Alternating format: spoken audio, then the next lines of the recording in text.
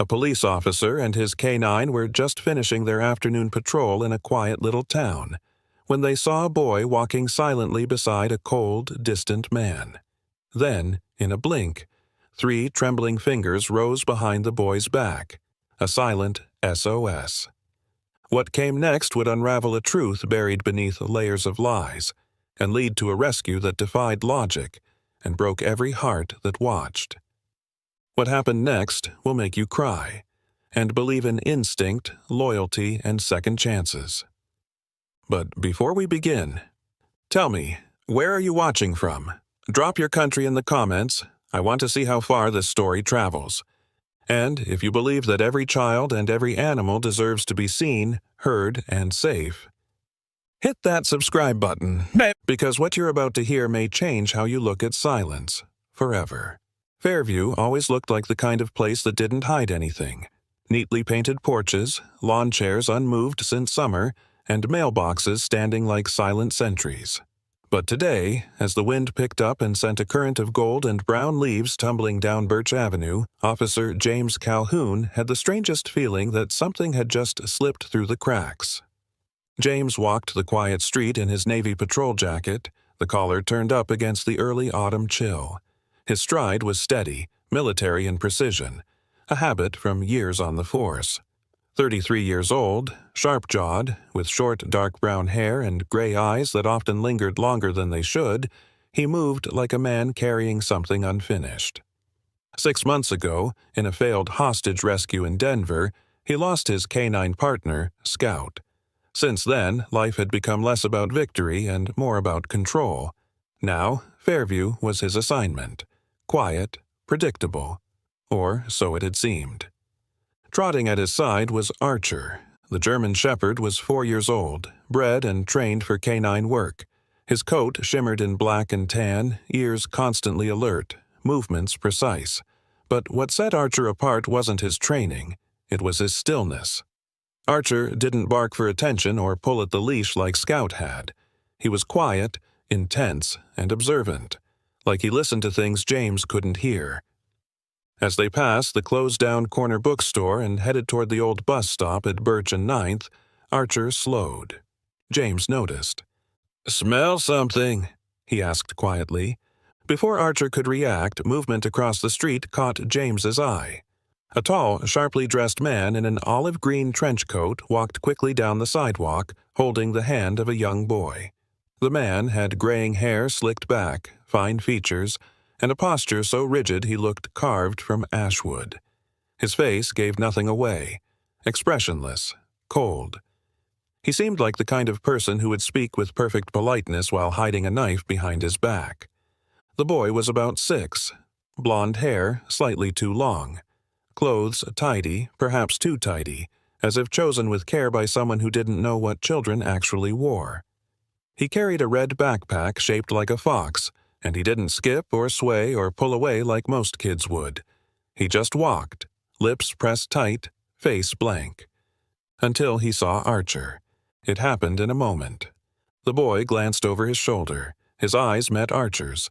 Then, his right hand, low behind his back, flicked 3 fingers, index, middle, and ring, palm inward. Just once. Quick, almost invisible. James froze.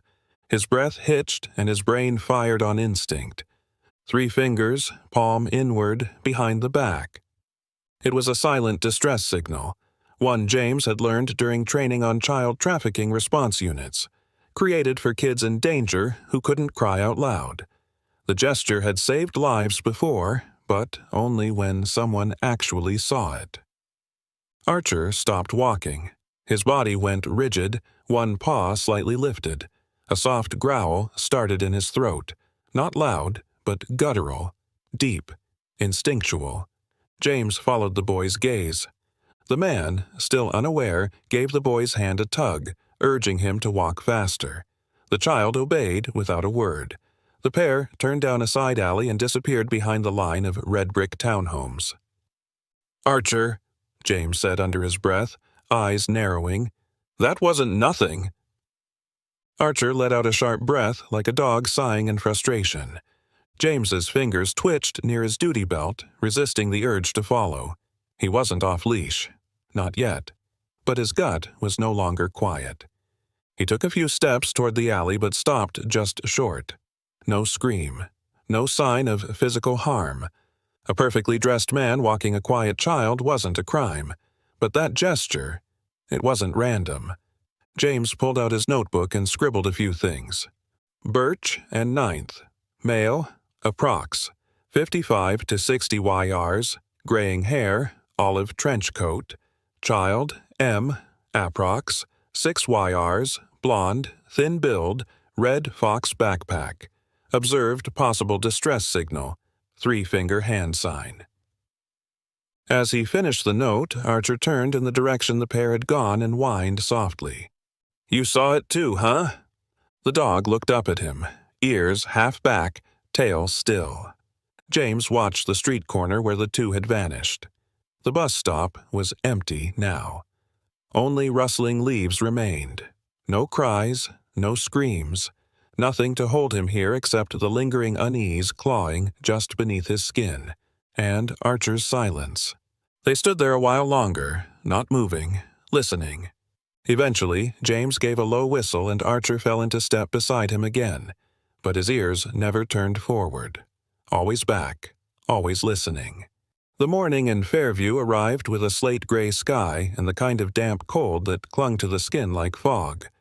James Calhoun parked his cruiser half a block away from the brick duplex on Linden Street. From here, he had a clear line of sight to the house he'd noted in his report the day before, the one where the silent boy had vanished with the man in the olive coat.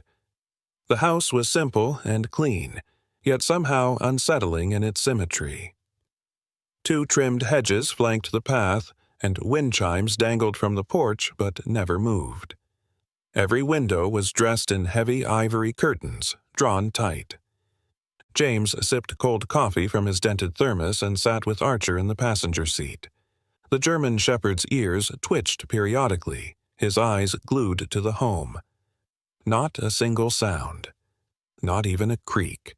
A silence that didn't feel peaceful but held its breath. At 9:14 a.m., a woman emerged from the adjacent yard.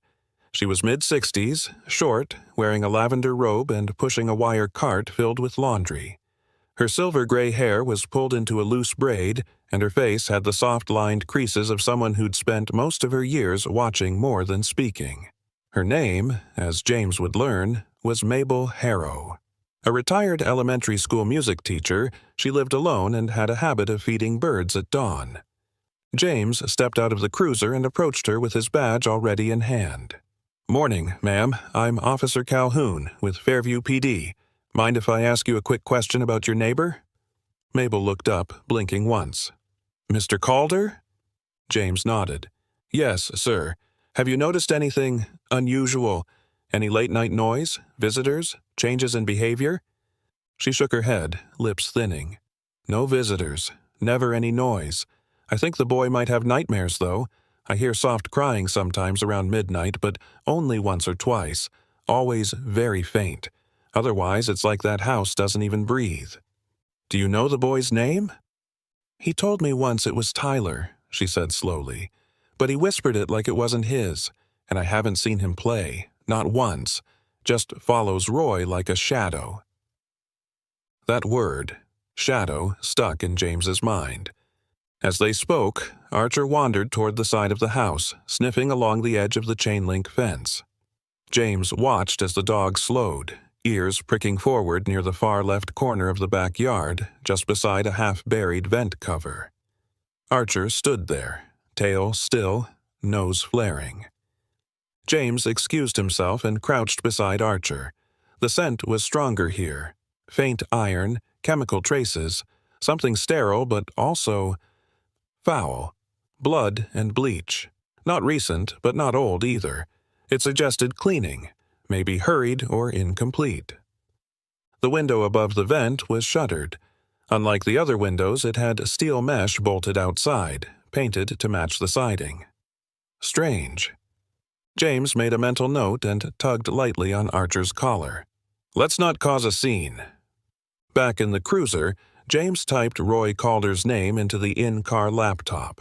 What he found was strange. Roy had listed 3 previous addresses in 3 different states over the past 5 years: Idaho Falls, Cheyenne, and Prescott. Each lasted roughly 14 to 18 months. The last listed residence in Fairview appeared to have been added manually. No lease records, no tax filings, only a driver's license update. Even more unusual, no record of employment, no phone registered, and the child listed as a dependent on his driver's file was named Tyler Calder. But there was no birth certificate filed with any state office, no school enrollment, nothing.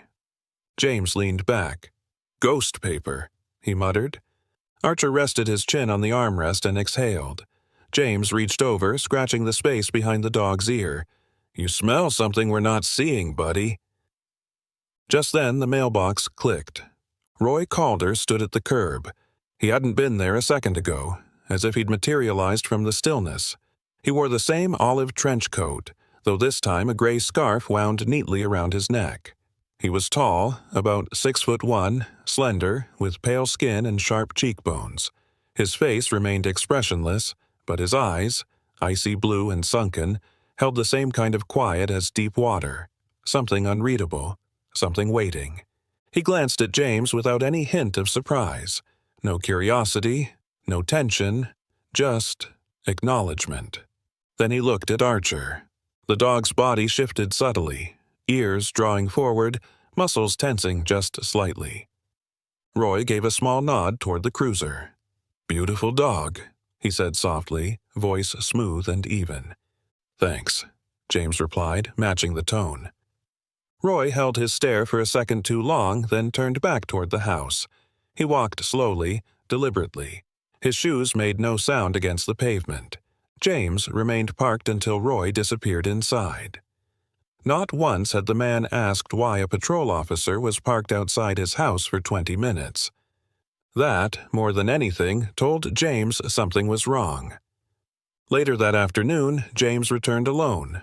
No cruiser, no uniform, just jeans, a flannel shirt, and a notepad tucked into a shoulder bag.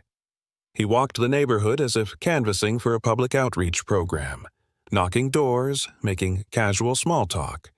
At each house he asked 2 things: if anyone had ever been invited into 17 and Linden Street, and if they had ever heard the boy speak. The answers were consistent. "No one's ever been in. Roy says the boy has trauma. Speaks only when necessary. He's quiet. Always behind Roy. Just stares at the ground. I offered him a popsicle in summer. He didn't even take it. Just looked at Roy like asking permission." James returned to his car and stared at the house once more. Behind those curtains he could feel it. Archer had smelled it. Blood, bleach, fear, and silence. Not the silence of peace, the silence of something buried. James Calhoun had always trusted patterns, behavioral, environmental, psychological, but the boy standing in front of him didn't fit into any pattern. He was like a blank page that refused to be written on. The encounter happened casually, under the dull autumn sky of Fairview. Roy Calder had taken the boy for a walk along Linden Street. James had intercepted them outside a local thrift shop, pretending to check in on small businesses, a tactic that allowed for conversation without suspicion. Roy, as always, was perfectly courteous in his cold, unreadable way. Dressed in a long, charcoal gray coat with matching gloves and a pressed collar shirt beneath, he looked more like a government agent than a neighborhood resident. He didn't fidget, didn't blink too often, and always spoke as though he was selecting his words from a pre-approved script. When James introduced himself as a local officer, casual tone, half smile, Roy responded with a nod and nothing else. But the boy had looked up at James with those pale green eyes, empty, then suddenly full of something aching. "What's your name, buddy?" James had asked gently, crouching to his level. Before the boy could respond, Roy's voice came sharp and clipped. "Tyler?" James shifted his gaze upward. "Tyler, huh?" he said slowly, turning back to the boy. "That right?" The boy didn't nod, didn't shake his head, just blinked once, then glanced sideways at Archer. Archer stepped forward, ears raised, body relaxed, tail low and slow. He moved close to the boy, who didn't back away, something unusual. Most children startled when approached by a full-grown German shepherd in uniform, but this child. He moved toward Archer, barely perceptibly, then extended a hand.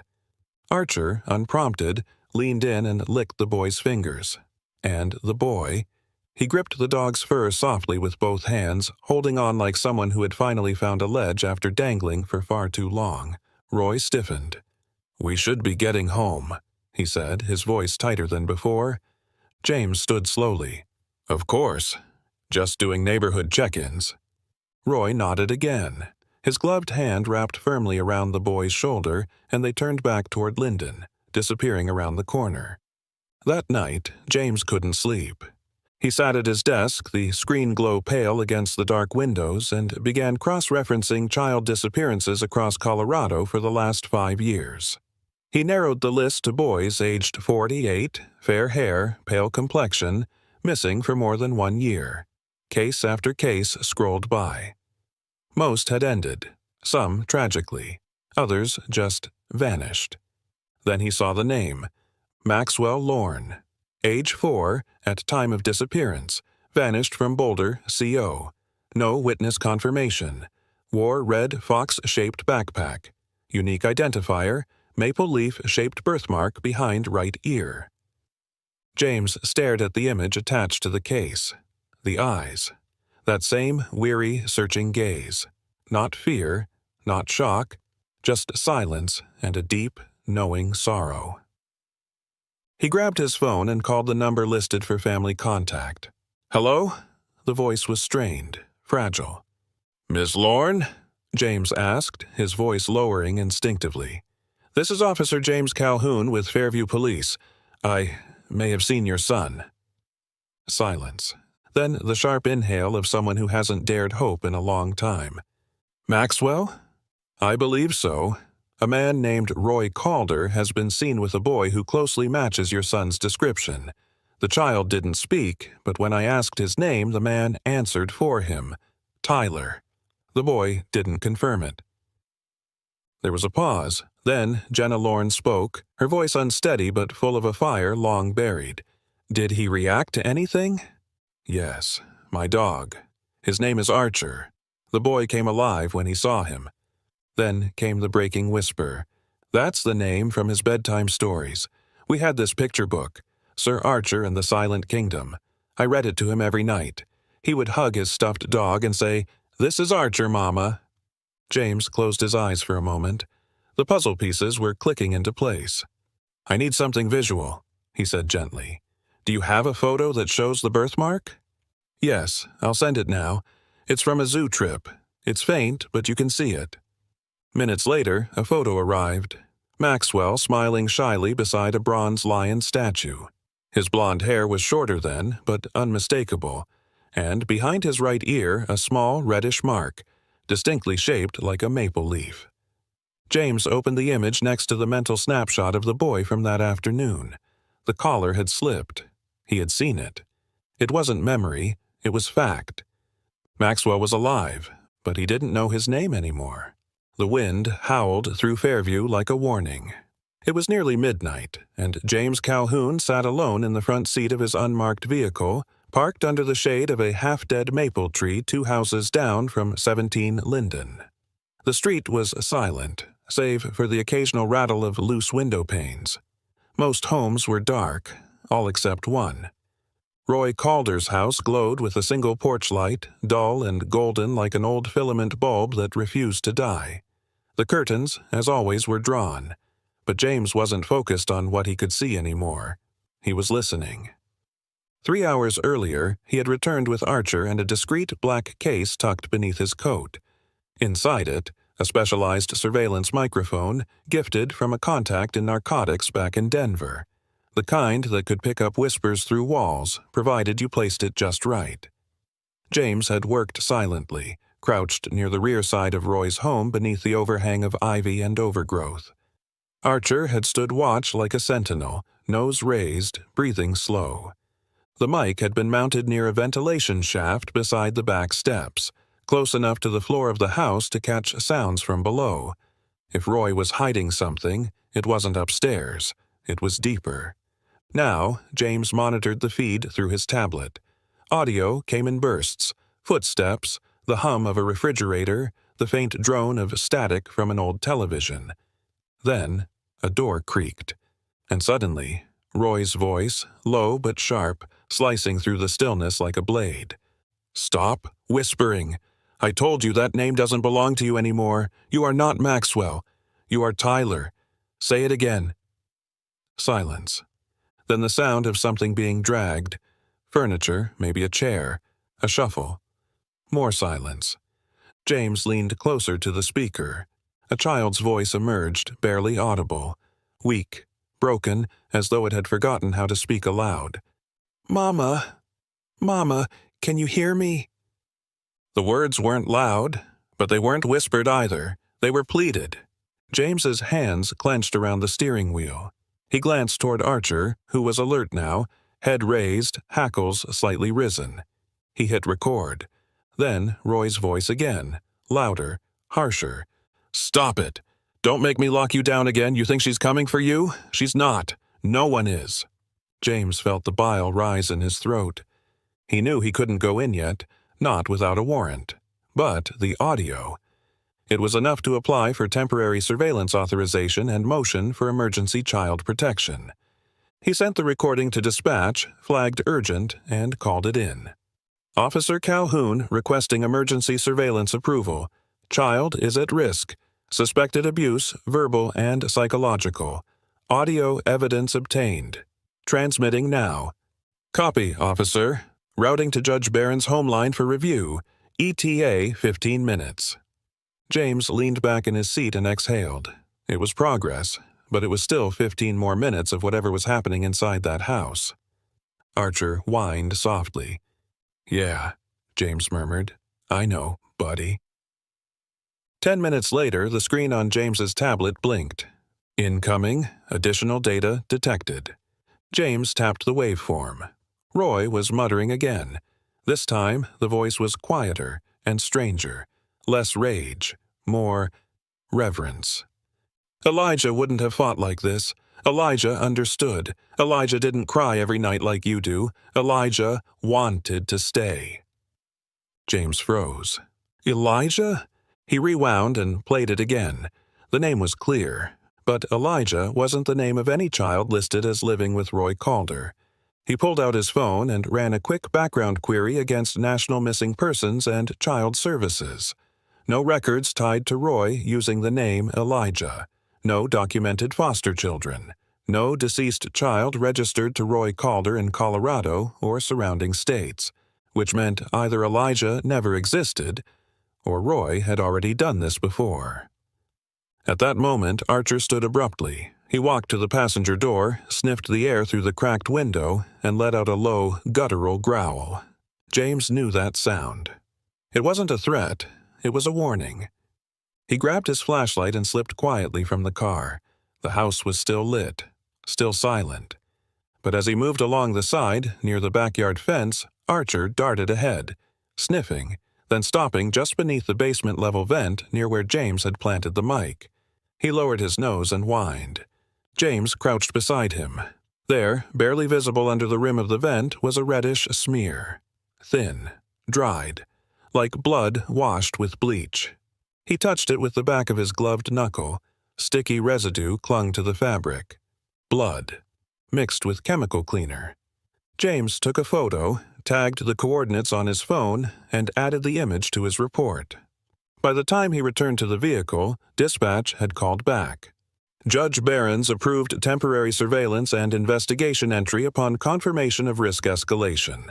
You have authority to continue surveillance and collect physical evidence, but not enter the premises unless imminent threat is confirmed. James nodded to no one. "That's one more crack in the mask," he whispered.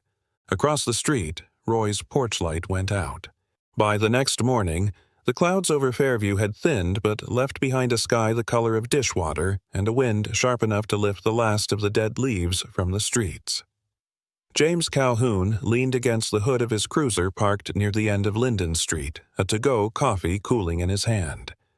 Archer sat beside him, still as stone, eyes fixed on the house they had been circling for days, Roy Calder's fortress of silence and shadows. The events of the previous night played on repeat in James's head, the voice recordings, the bloodied vent, the boy's whisper for his mother. Then that name, Elijah. It had clung to James like the wind clung to the collar of his jacket. But this morning, James was done just listening. He reached into the console of the cruiser and pulled out a slim folder he'd printed before dawn. Inside, DMV records, local obituary clippings, archived insurance filings. The threads were fraying into something clearer now. Roy Calder had in fact once had a family. His wife, Naomi Calder, had been a medical assistant, mid-30s, brunette, calm-faced in the photo James found in the obituary archive. His son, Elijah Calder, had been 5 when their car skidded off a mountain road during a holiday trip to Utah 7 years ago. The vehicle had flipped, caught fire, and neither mother nor child had survived. Roy had, but something in him hadn't come back. In the years that followed, Roy had disappeared from all steady employment, changed addresses frequently, and left behind no digital footprint beyond a registered driver's license and property deeds paid in cash. James closed the folder and looked down at Archer. He didn't just lose them. He lost whatever moral compass he had left. Archer gave a small huff of breath, as if agreeing. James waited until mid-morning before making his move. Wearing plain clothes, dark jeans, black thermal shirt, fleece vest, he approached the backyard of Roy's house from the property line of an elderly neighbor who had given permission to pass through. Archer was at his side, leash looped but slack.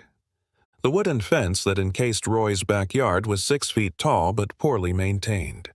James followed Archer along the base where the dog sniffed methodically until stopping at a warped section of fence. His ears perked. He scratched once. "Show me," James whispered.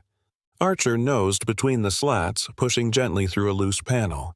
On the other side, about 15 feet away, stood a small, weathered shed. It was covered in peeling green paint and partially hidden behind an overgrown forsythia bush, its door latched with a simple sliding bolt. James scanned for movement. None. No voices, no cameras. They moved quickly. Inside the shed was dust and the smell of mildew, but something else too.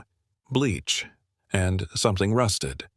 Archer walked ahead, pausing by an overturned crate in the back corner. James knelt and pulled it aside. Underneath, buried beneath a tarp and a moldy sleeping bag, was a rusted metal box about the size of a small toolbox. He slipped on gloves and popped it open.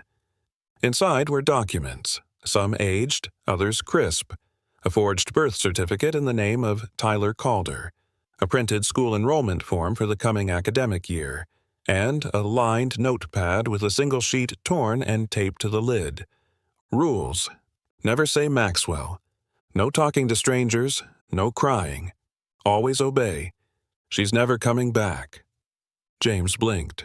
He took photos of everything, sealed the box, and replaced it exactly as he found it. On the way back to his vehicle, his phone buzzed. It was from a local veterinary office, Cedar Hill Animal Clinic, where he'd left a request for background on Roy's visits. The receptionist, Tamara Wynn, was a tidy woman in her 50s with frizzy auburn hair and owl-like glasses. She was known in town for being meticulous, perhaps to a fault. James had asked her to look through any medical purchases Roy might have made in the past year. Her voice on the phone was clear and certain. "Yes, I found something strange," she said.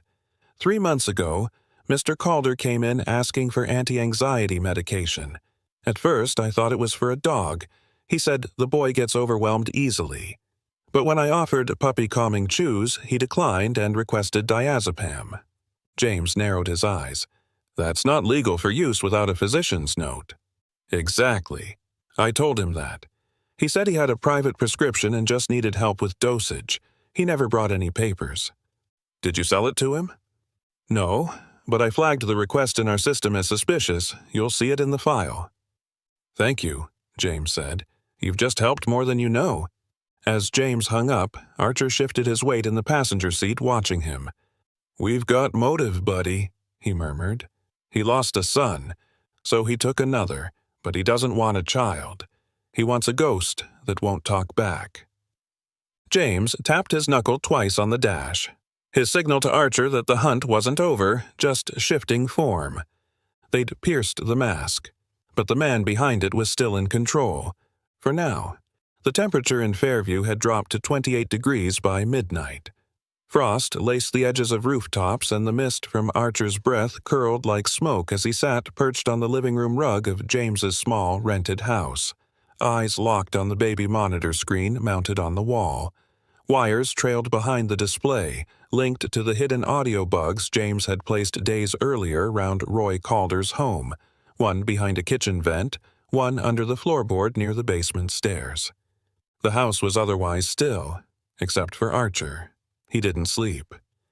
James had been drifting in and out of shallow rest, sprawled half-dressed on the couch with a radio cradled in one hand and his holster resting by the leg of the coffee table. He stirred awake when Archer made a sound.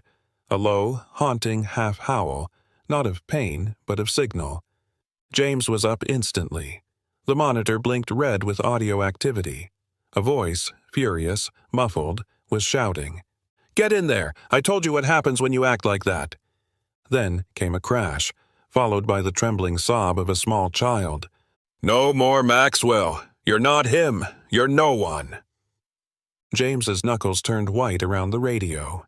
Archer stood now, body rigid, tail still, but ears twitching. The scream that followed wasn't loud, but it was enough. Metal scraping, a door slammed. Silence. Then a lock clicked. James moved. Vest, holster, flashlight, badge. Archer was at the door before him. James radioed for emergency backup, but he didn't wait. The warrant was already signed. The recordings were enough. But it wasn't about paper anymore. It was about seconds. He reached the Calder property within 3 minutes, tires silent over packed snow. No lights on inside, no movement through the windows. James didn't knock. Instead, he moved straight to the side, where the basement entrance was partially hidden by a wooden slat gate. Archer guided him, pressing his nose to the hinges, muscles coiled tight. One slam from James's boot cracked the warped doorframe. It groaned open with the sharp stench of bleach and mold curling out into the night. Inside, a flight of stairs led downward, barely lit by a flickering bulb. James stepped cautiously, flashlight slicing through the dark, Archer just behind him. The stairwell ended at a steel-reinforced door, newer than the rest of the house. James pushed the handle. Locked. But Archer had already moved. He pawed the left edge of the door, then pushed his weight against a side panel. A latch behind the drywall gave with a metallic pop, a hidden override. James blinked. Good boy. The door swung open. What they found inside made the air freeze in James's lungs. The basement was bare except for a single battered table, a cot with a stained blanket, and a small metal cabinet tucked beneath the stairs.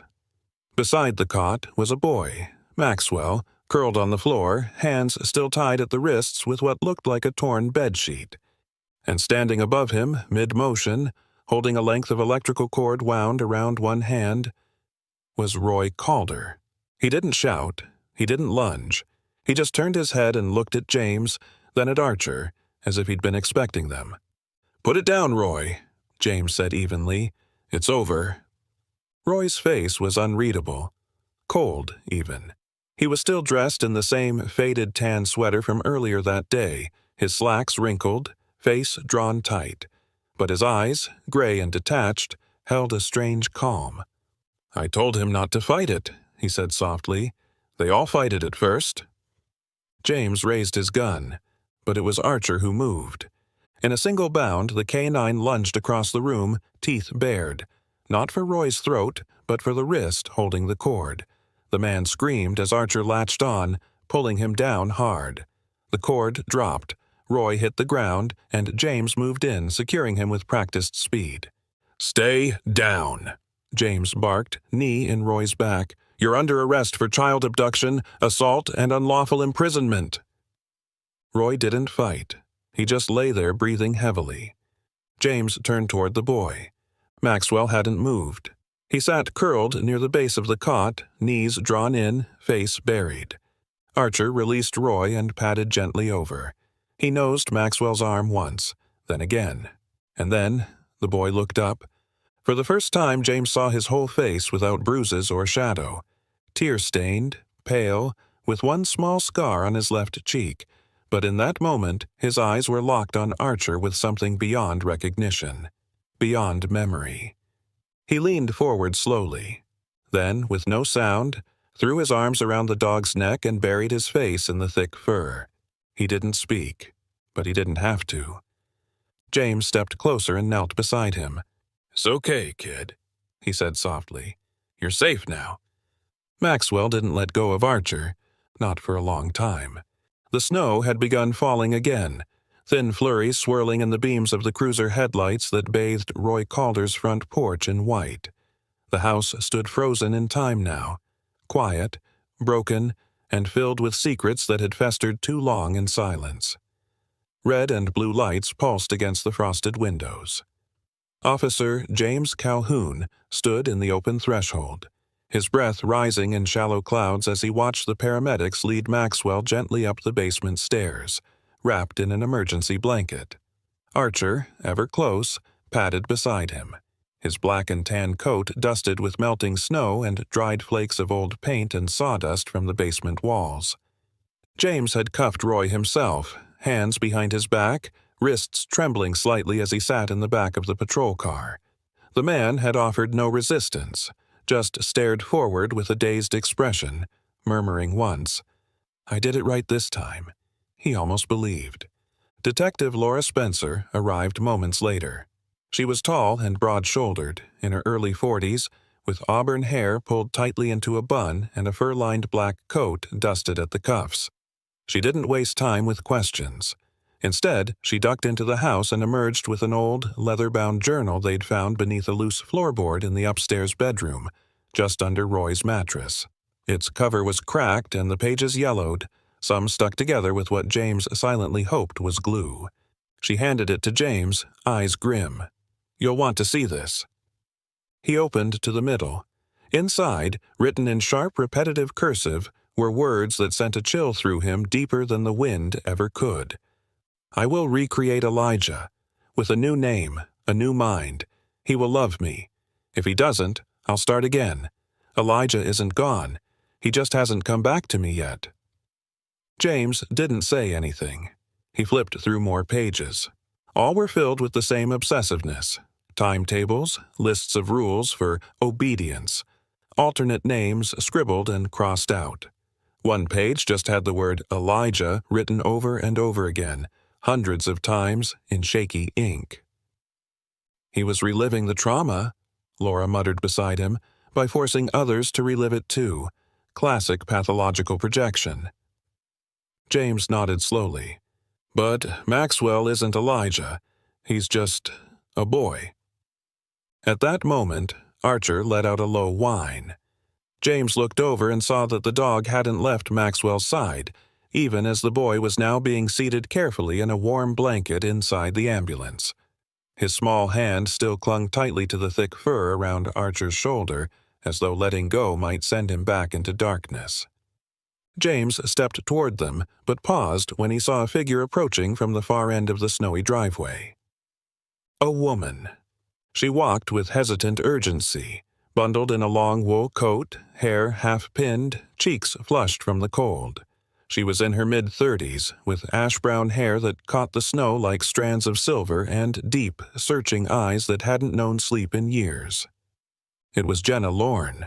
Her hands trembled not from the cold, but from the unbearable weight of hope. Her boots crunched in the snow, slowing as she neared the ambulance door. A female paramedic stepped aside silently. James moved next to her, quietly. "Jenna," he said, voice low. "He's inside. He hasn't said anything yet, but he's calm, and he held on to Archer the whole way up. Jenna didn't answer. She stepped forward. Her voice was barely more than a breath. "Maxwell?" The boy stirred. Slowly, with movement like a thawing statue, he lifted his head. His blanket slipped slightly, revealing the small, maple leaf-shaped birthmark behind his ear. His eyes were wide, wet, but unafraid. Jenna pressed a hand to her mouth, choking back a sound. "Maxwell," she whispered again. This time, he didn't speak, but his eyes filled with fresh tears, and his free hand, trembling, reached out, grasping the hem of her coat. Then, slowly, he nodded. It was so slight that James barely noticed, but Jenna did. She dropped to her knees, pulling him into her arms, and for a long moment, neither moved. Maxwell didn't speak, but his hand curled into her sleeve and held tight. James turned away to give them space.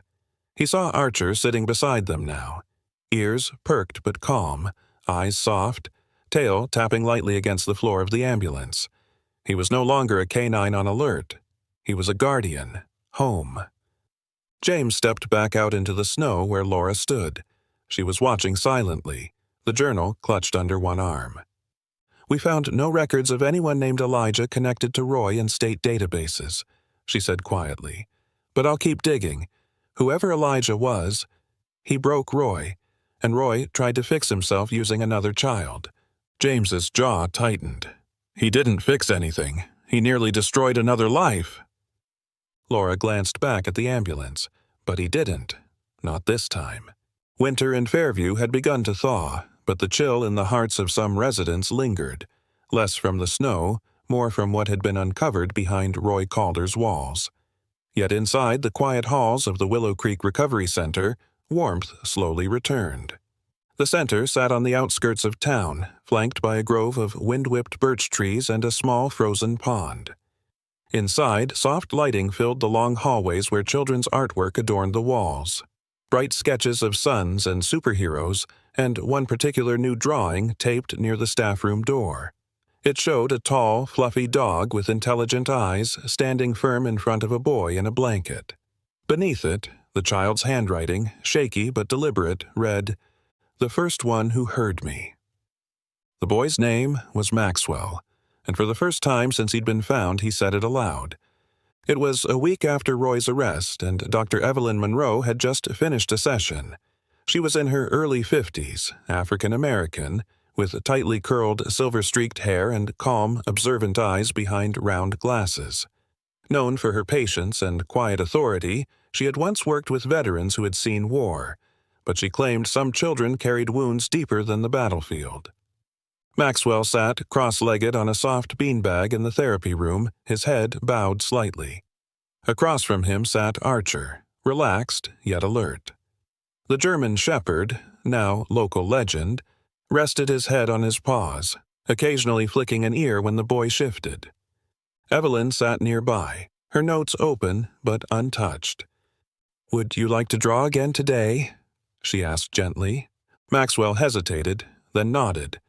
He reached for the sketch pad, lips tight with focus. A few moments passed in silence, broken only by the soft scratch of pencil. Then, without prompting, he whispered, "My name is Maxwell." It stopped Evelyn cold. She didn't speak. She knew not to, but from the floor, Archer lifted his head. The boy turned to the dog. "You heard me. That night, you heard." He laid the pencil down. In the main lobby of Willow Creek, James Calhoun leaned against the wall by the vending machine, watching through the observation window. He was still in uniform, though his badge had recently been polished for an event he didn't want to attend. Chief Morales had offered him a promotion to Special Operations after his work on the Calder case, but James had refused. "I didn't come to Fairview to climb ladders," he'd said. "I came here to help kids like Maxwell and dogs like Archer." Standing next to him was Holly Brennan, the center's program director. In her late 30s, short red hair, soft features but a no-nonsense stride, Holly had dedicated her life to turning trauma into resilience. Her late sister had died from domestic violence when they were teens. Since then, Holly had made it her mission to prevent other children from slipping through the cracks. "He's talking now," she said softly. "It's not much, but it's honest." James gave a quiet nod. "And Archer?" She smiled. "He's more than a comfort animal. He's a bridge." Later that afternoon, in a small ceremony held behind the station, attended only by local officers, staff from Willow Creek, and a handful of townspeople, Archer received something special: a silver-plated K-9 Medal of Merit, engraved with his name and one simple phrase: "He heard what others could not." James stood beside him as the chief fastened the ribbon around Archer's neck. The dog blinked once, then looked up at the applause, his ears twitching at the sound of Maxwell's voice in the front row. "He's my best friend," the boy said, holding his sketchbook close.